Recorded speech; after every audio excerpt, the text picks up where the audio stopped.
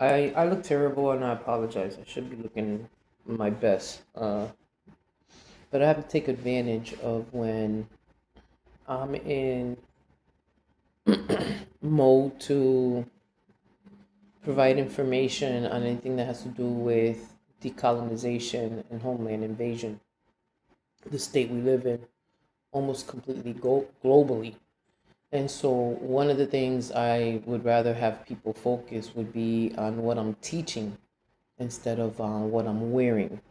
I do love looking fabulous. Um, However, since I do have traumatic brain injury, and ever since my accident in year 2023, I've been suffering from head pains that and tenderness, which really bothers me. So I teach Homeland Invasion on Facebook, and Facebook about 7, 8 months ago, sometime this year, they changed the amount of videos and length that the videos stay on Facebook. So it's not like YouTube. Like I have a YouTube video that I made with my granddaughter when she was around 4 or 5 years old, opening toys, and it's still on YouTube. Now, YouTube does do content control also if it is speaking against any of the protected, um, I don't know what to call it, but the protected teachings of the medical system. And there's like a protected class of people, and the protected class of people is like the government, doctors, lawyers, people with a lot of money, people like Trump or Joseph Ganim or Paul Gannon, people that are in government power. So those people that be in government, including people that are people of color now that are in government, you are part of what is the greater evil of homeland invasion, um, a forced culture of the English people upon everyone here on mainland, what they call United States. United States was invaded by people who were here on mainland, sort of like what Russia did to Ukraine because they're right next door.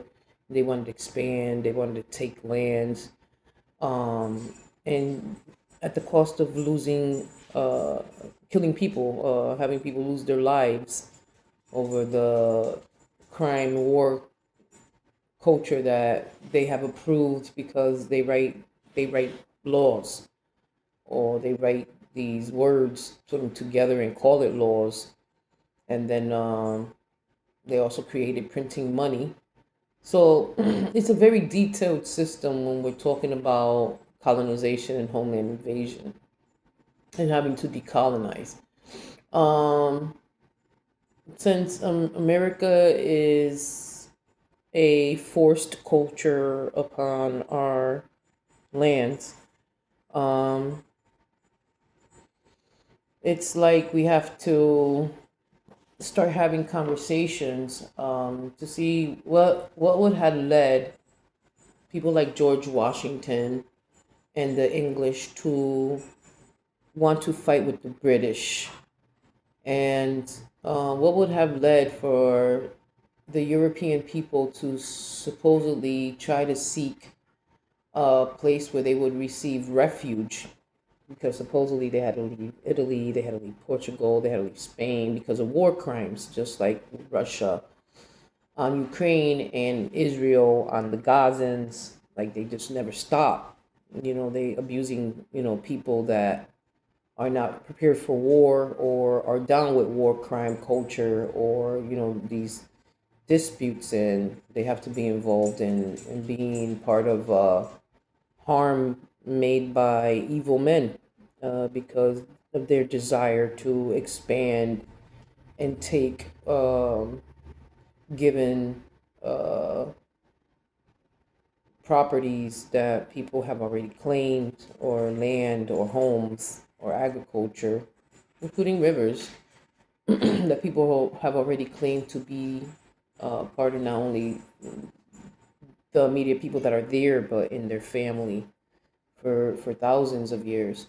So it's been since 1700 something, um, that the English and the British started warring with each other for the 13 colonies that the British started. So the British are the ones that, when they came here to seek refuge, and they were assisted by the Indians, just like in the Carib Ocean, where my people are from, um, they were received with uh, open arms, just like you do when you receive a guest. So receiving guests is something that white people have learned from the Indian and the black culture, just like a lot of the things they have learned is from the Indian and black culture, the European nations. The rabbit hole goes deep when we're talking about cultural stealing, and stealing intellectual and creation rights, and having property rights to the lands where people were really from before the newcomers of what they call the New World. Um, and because they have a calendar system that they have been able to also use and develop from learning the calendar system from people like the Machu Picchu people, which are in Peru, the Aztecs, the Mayans, and the people in Africa, which were in Egypt, what was used to call Kemet. So when we're talking about mathematics, and we're talking about time, and we're talking about calendar, and we're talking about a working system, we are talking African, and we are talking black and brown people. Uh, if we're going to talk about the way people look, and we're going to use color, because it's more concrete. Indians in India are also black people, but they're also brown people, bronze people. So the black people, I don't know if albinism is something normal, or if it was created by the white people with their um, science studies and things that they do when it comes to medicine, um, and finding diseases and communicable diseases and things of that sort. So when we try to have a conversation about decolonization, my where I'm staying is a mess. I really apologize. This is a temporary situation. That's why see the curtains a mess back there. I crack it also so I can see the sun, for the sun to also be on my fruits. But I'm in a situation temporarily, before I move forward, um, with continuing to research and evaluate and scout out what has colonization done to our mainlands. I already seen Puerto Rico. I've gone to Puerto Rico for the last 5 years, not only to go on vacation, but to see the damages that the English have done, when we're talking about the 1898 Spanish American and English American War, that we did not learn about at all, in the inner city schools, or when I went to college. And if we did, I really missed it. I know something happened with some Ponce de Leon. Don't know if I was not paying attention, because I was really disturbed learning in part of history class that we're in war crime culture. So I understood what was going on when I was learning history. I understood it was war crimes. I understood it was killing each other. I understood it was homicide. And I also was already religious because of my family. My religion also came with the colonization and homeland invasion. Religion came with the people that have made us be what we are today. speaking languages that are not really from our ancestry and from our main lands. So what the colonizers has done, it could have been done in another way. It's interesting how they have made the trade expand and had created canals by force on people's lands and taken their agriculture. But they stopped the people from having their own trade, like they have the Jones Act in Puerto Rico. So when we're talking decolonization and reversing even the arrival of the foreigners, which have called themselves native people now for like the last 300 years, 200 years, now that they're born here, they say they're native, but they're really not native. When we're talking about words, we gotta understand that we gotta call out what is not fact.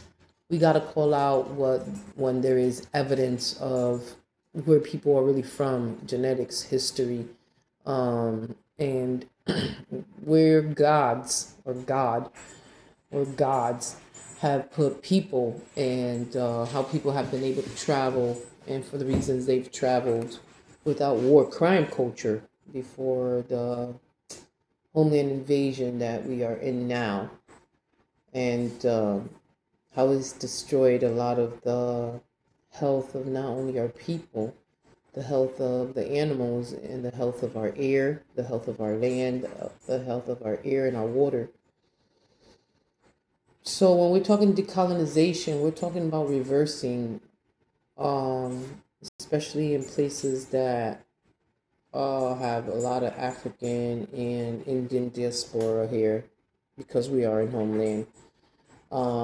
We really need to reverse everything that has been done by the colonizer, uh, including the taking down of all the beautiful flowers that feed the bees that would assist to pollinate our earth. Like the harms that colonization and civilization of the whites European nation with their crime and sell everything all the way down to the earth's asshole is a big fucking problem for all humanity and the future of humanity and the future of our great grandchildren's and our great greats that are in the future. So when we have a conversation about decolonization, it is just as important as the air we breathe to start having a conversation with the European nation that is in homeland invasion here in the United States.